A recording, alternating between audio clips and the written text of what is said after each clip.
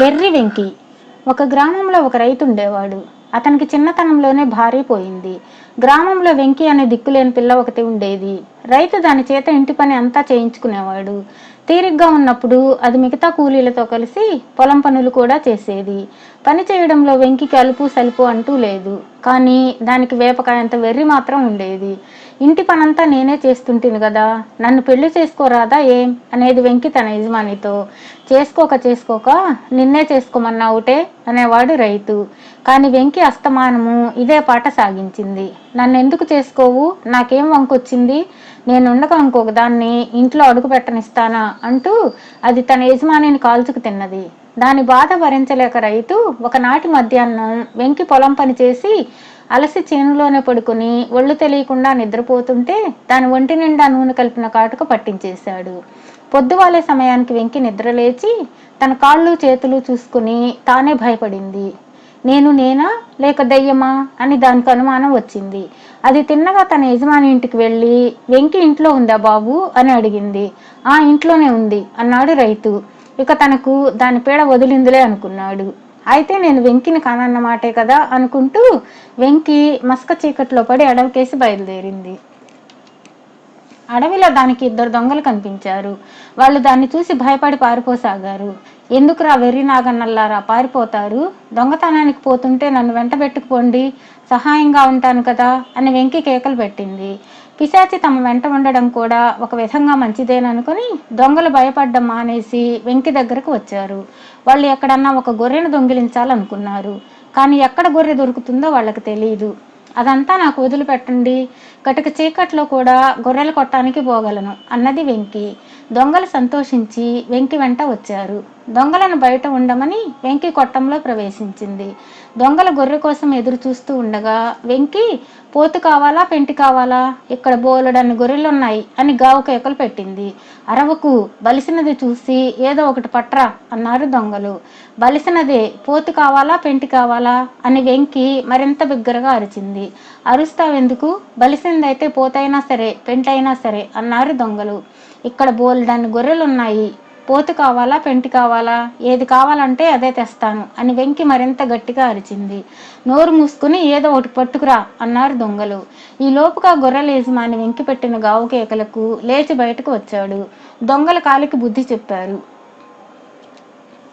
ఉండండర్రా, ఆగండర్రా అంటూ వెంకి గొర్రెల మధ్య నుండి పరిగెత్తుకుంటూ వచ్చింది. వెంకిని చూడగానే గొర్రెల యజమాని భయంతో కొయ్యబారిపోయి తన మందలోనికి పిశాచి వచ్చిందేమో అనుకున్నాడు. ఆ రోజు దొంగలకు వెంకికి తిండి లేదు.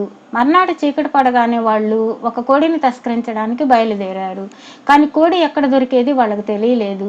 అదంతా నాకు వదలండి, నాకు ఊళ్ళో ఉండే కోళ్ల గూళ్ళన్నీ బాగా తెలుసు అని వెంకి వాళ్ళని వెంట పెట్టుకుని ఊళ్ళోకి వచ్చింది. అది దొంగలను బయట ఉండమని చెప్పి కోళ్ల ఆవరణలో ప్రవేశించి పెట్ట కావాలా పుంజు కావాలా, ఇక్కడ బోల్డన్ని కోళ్లున్నాయి అని గావు కేక పెట్టింది. అయితే పొలికేకలు దేనికి, బరువుగా ఉన్న కోడిని చూసి ఏదో ఒకటి పట్టుకురా అన్నారు దొంగలు.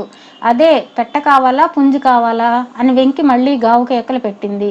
నువ్వు పెద్దగా కేకలు పెట్టక ఏదో ఒకటి పట్టుకురా అన్నారు దొంగలు. అట్లా కాదు బాబు, మీకేది కావాలో చెప్పండి, ఇక్కడ చాలా కోళ్లున్నాయి అన్నది వెంకి. ఆ కేకలకు కోళ్లన్నీ లేచి అరవసాగాయి. కాపలావాడు లేచాడు. దొంగల పరుగు లంకించుకున్నారు.